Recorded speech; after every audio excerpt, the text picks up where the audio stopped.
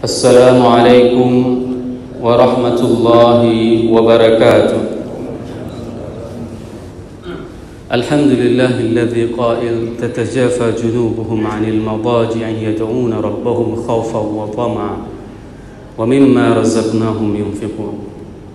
Asyhadu an la ilaha illallah lahu da'watul haqq harisun 'alaiha wa awjaba tabshiri biha. Waltakum minkum ummatun yad'una ilal khair wa ya'muruna bil ma'ruf wa yanhauna 'anil munkar wa ulaika humul muflihun. Wa asyhadu anna Muhammadan 'abduhu wa rasuluhu ballagha ar-risalah wa adda al-amanah wa nasaha al-ummah wa kashafa al-ghummah hatta atana al-yaqin layluha kanahariha la yazighu anha illa halik. Allahumma salli wa sallim wa barik ala habibina wa syafi'ina wa zukhrina wa maulana Muhammad wa ala azwajihi ummahatil mu'minin wa dhurriyyatihi wa ali baitihi wa ashabihi ajma'in kama sallaita ala ali Ibrahim fil alamin innaka Hamidum Majid. Rabbi shrah li sadri wa yassir li amri wa hlul 'uqdatam min lisani yafqahu qawli. Amma ba'd. Yang saya hormati para guru-guru semuanya, ayah bunda yang saya cintai dan jemaah yang dirahmati Allah. Alhamdulillah, Allah masih memberikan kesempatan kepada kita untuk bisa melakukan berbagai macam kesalehan. Salah satu kesalehan yang barusan kita laksanakan itu adalah salat subuh berjamaah. Ayat yang barusan saya bacakan tadi merupakan sebuah refleksi bahwasanya pada saat kita bisa terbangun di malam hari untuk melaksanakan salat tahajud, bukanlah karena kemampuan kita yang hebat, bukanlah karena memang kita ini yang kuat, akan tetapi kesemua itu bisa kita lakukan dikarenakan cintanya Allah kepada kita. Bayangkan jamaah yang dirahmati Allah, Allah mengibaratkan terhadap mereka-mereka yang menjarakkan lambungnya dari tempat tidur. Tatajafa junubuhum 'anil madaji yad'una rabbahum khaufan wa tama'an. Kalaulah bukan karena cinta Allah kepada kita, maka sungguh kita tidak akan sanggup berdiri tadi malam melaksanakan salat tahajud. Tapi karena Allah mencintai kita lah, maka kita bisa mengisi selama Ramadan ini dengan berbagai macam kesalehan. Kita dapat melaksanakan, dan semoga Allah masih terus membimbing kita hingga dengan akhir Ramadan. Bahkan 11 bulan setelah Ramadan juga kita masih dalam cintanya Allah kepada kita. Selawat dan salam mari sama-sama kita panjatkan kepada junjungan kita Nabi besar Muhammad sallallahu alaihi wasallam yang telah menjelaskan kepada kita bagaimana gelapnya malam. Akan tetapi di saat Rasul datang, malam yang begitu gelap akan jadi terang benderang. Rasul mengatakan kepada kita, barang siapa yang mengambil apa yang diajarkan oleh Rasulullah sallallahu alaihi wasallam, lailuha kanahariha, malamnya itu bagaikan siang hari. Ini merupakan sebuah pedoman hidup, dan saya sering mengulang-ulang kepada jamaah, tidak ada satupun agama di atas muka bumi ini yang mengajarkan penduduknya, pengikut agama tersebut yang disertai dengan tuntunan sebagaimana diajarkan oleh baginda Rasulullah SAW.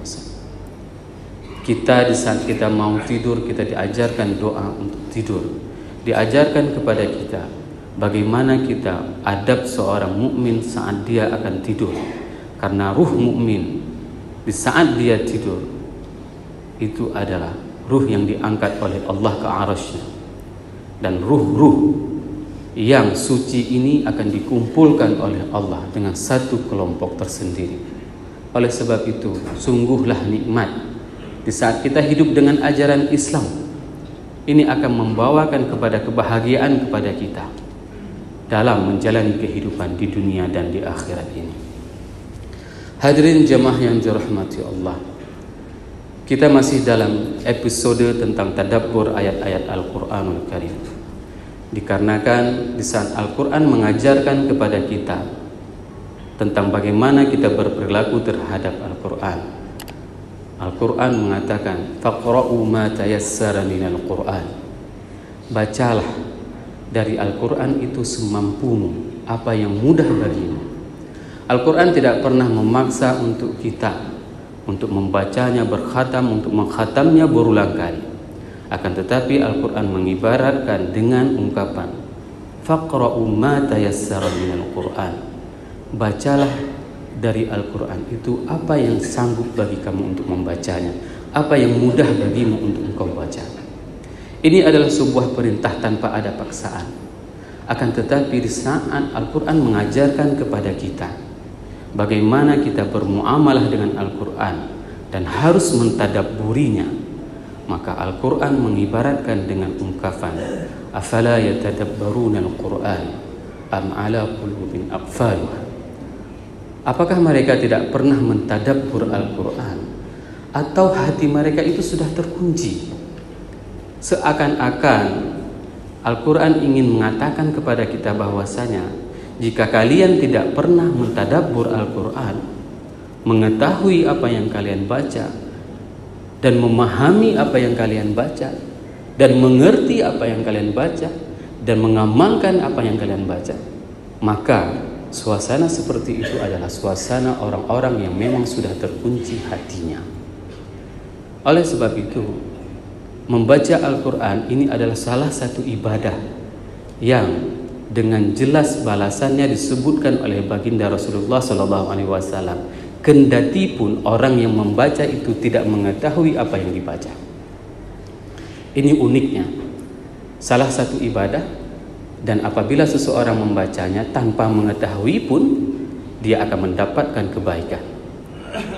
Dan setiap kebaikan itu akan dibalas dengan 10 kebaikan di luar Ramadan. Di saat seseorang melakukannya di Ramadan, maka balasannya itu adalah dari Allah. Dikarenakan Allah sendiri yang mengatakan kepada kita bahwasanya as-sawmu li wa ana ajzabi. Dan puasa itu adalah untukku, dan aku sendiri yang akan membalas setiap aktivitas yang dilakukan oleh hambaku di saat dia sedang berpuasa. Hadirin jamaah yang dirahmati Allah, Abu Hamzah Al-Andalusi dalam kitabnya Bahjatun Nufus itu menceritakan, ini salah satu kitab mukhtasar Sahih Bukhari. Beliau menjelaskan dalam Sahih Bukhari itu ada sebuah hadis yang mengatakan bahwasanya apabila seseorang membaca ayat Al-Quran di dalam salat, maka dia akan dibalas dengan 700 kebaikan. Bayangkan jamaah yang dirahmati Allah, semua amalan di dalam Islam itu semuanya terukur, ada skalanya, semua dapat diukur, kecuali amal yang dilakukan oleh orang-orang yang berpuasa, dan itu tidak ada ukurannya. Kenapa tidak ada ukurannya? Karena Allah sendiri yang akan membalasnya. Mari sama-sama kita mentadabbur Al-Quran yang salah satu ayat di saat dibacakan oleh baginda Rasulullah SAW, di saat Rasul mendengarkan ayat tersebut, maka Rasulullah SAW menangis sampai membasahi janggutnya, sebagaimana hadis yang diriwayatkan oleh Abu Bakar ibnu Syaibah di dalam Sahih Muslim juz 1 halaman 360. Suatu hari Rasulullah SAW duduk dan melihat Ibnu Mas'ud sedang salat, dan beliau mendengarkan bacaan salat Ibnu Mas'ud. Setelah Ibnu Mas'ud selesai salat, faqala Nabi sallallahu alaihi wasallam li Ibnu Mas'ud, "Iqra' alayya." Bacalah kepadaku. "Aqra' alayka wa anzal alayk." Lalu Ibnu Mas'ud mengatakan kepada Rasulullah, "Apakah aku akan membacakan Al-Quran sedangkan Al-Quran itu diturunkan kepadamu, wahai Rasulullah?" Maka pada saat itu Rasulullah SAW mengatakan, "Qala inni uhibbu an asma'ahu min ghairi." Bahwasanya aku menyukai mendengarkan bacaan dari selainku. Qala faqara'a alaihi awal suratun nisa ila qawlihi ta'ala Fakaifa idza ji'na min kulli ummatin bisyahidin wa ji'na bika ala haula'i syahida. Fabaka. Pada saat Rasul dibacakan ayat tersebut, pada saat dibacakan dimulai dari surat An-Nisa sampai dengan ayat ke-41 tersebut, maka Rasul menangis. Kenapa Rasul menangis? Dikarenakan ayat tersebut adalah ayat yang akan membuat sesak dadanya Rasulullah SAW memikirkan tentang nasib kita. Ayat tersebut menjelaskan tentang bagaimana jika mereka umat-umat terdahulu itu didatangkan pada hari kiamat.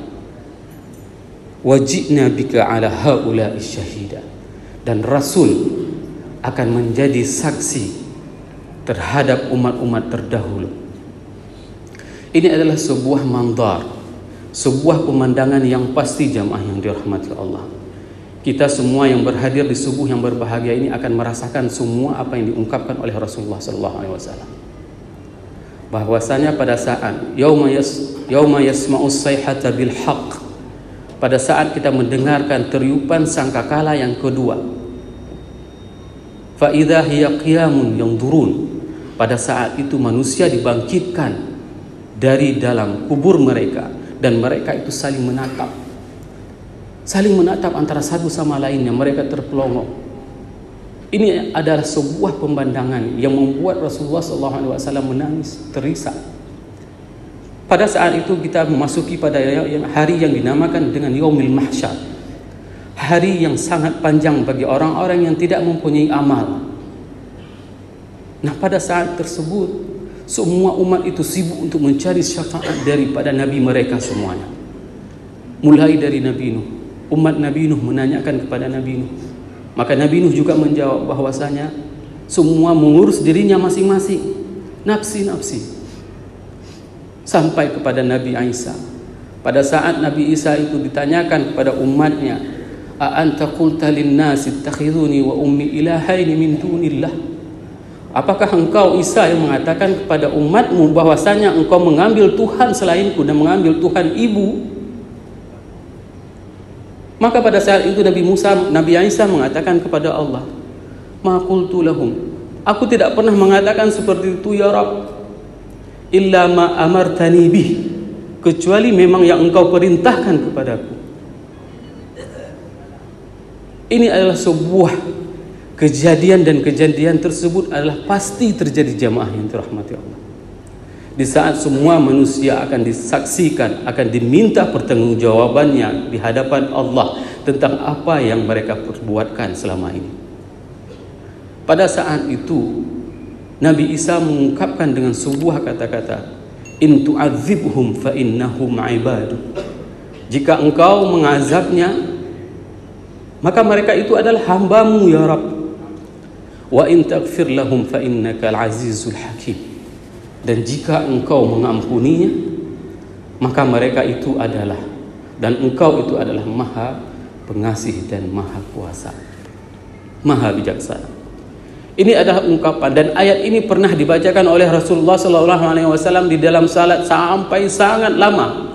Hanya ayat itu, karena mengharapkan kasih sayang dari Allah kepada hambanya. Bayangkan Nabi Isa saja itu mengharapkan bahwasanya umatnya untuk tidak diazab oleh Allah. Nabi Isa. Dan ayat inilah yang membuat Rasulullah SAW itu menangis, membacanya berulang-ulang dibaca oleh baginda Rasulullah sampai lama sekali.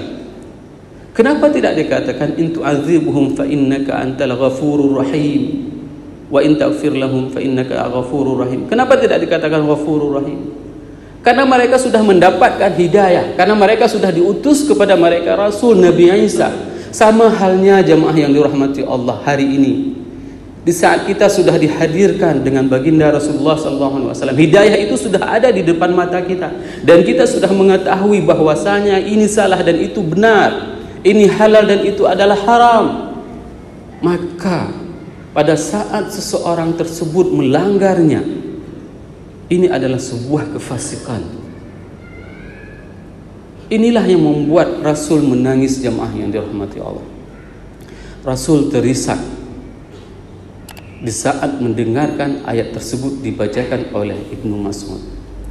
Hari ini jika kita mengetahui ayat ini, kita mendengarkan ayat ini dibaca, maka renungkanlah jamaah yang dirahmati Allah. Rasul itu menyayangi nasib-nasib umatnya yang hidup di akhir zaman, yang diibaratkan oleh baginda Rasulullah SAW dengan ikhwani. Mereka itu adalah saudaraku, sehingga membuat cemburu para sahabat semuanya. Para sahabat mengatakan, alasna bi ikhwanik, bukankah kami ini saudaramu wahai Rasul? La, antum ashabi, kalian itu adalah sahabatku. Lalu mereka menanyakan, siapa sebenarnya saudaramu itu wahai Rasulullah? Mereka itu adalah orang-orang yang tidak pernah melihat kepadaku, akan tetapi mereka beriman kepadaku. Semoga jemaah yang hadir pada subuh yang berbahagia ini adalah orang-orang yang diungkapkan oleh Rasulullah SAW sebagai saudaranya. Dan Rasul merindukan kita wahai jemaah yang dirahmati Allah. Rasul sangat merindukan kita, dan Rasul menunggu kita di haud, di telaganya. Untuk apa? Untuk disuguhkan kita dengan air dari tangan yang suci itu. Ini adalah sebuah kesempatan yang apabila setiap orang meminum dari air telaganya, maka mereka tidak akan pernah kehausan selamanya. Air telaga yang sangat bening, yang manisnya melebihi dari madu dan beningnya melebihi dari susu. Ini adalah sebuah kerinduan yang diungkapkan oleh Rasulullah SAW kepada kita. Hal ini bagaimana kita menjawab kerinduan tersebut? Bagaimana kita membalas kerinduan Rasulullah terhadap kita? Inilah yang harus kita tunjukkan wahai jemaah yang dirahmati Allah. Di saat kita membaca Al-Quran bukan hanya sekedar mengejar bacaan agar khatam 30 juz. Karena para orang-orang terdahulu, di saat mereka membaca Al-Quran, mereka itu membagi dengan bacaan khatam dengan bacaan tadabbur. Dan bahkan para sahabat setiap 7 malam mereka mengkhatam Al-Quran dalam salatnya. Mungkin kita tidak sanggup seperti mereka, akan tetapi kita mempunyai sebuah niat baik untuk menunjukkan iktikad kita sebagai bentuk kecintaan kita kepada Rasulullah SAW, di mana Rasul sangat merindukan kita untuk bertemu dengan beliau. Maka tunjukkanlah bagaimana kerinduan tersebut sebagai ungkapan cinta kita kepada baginda Rasulullah SAW.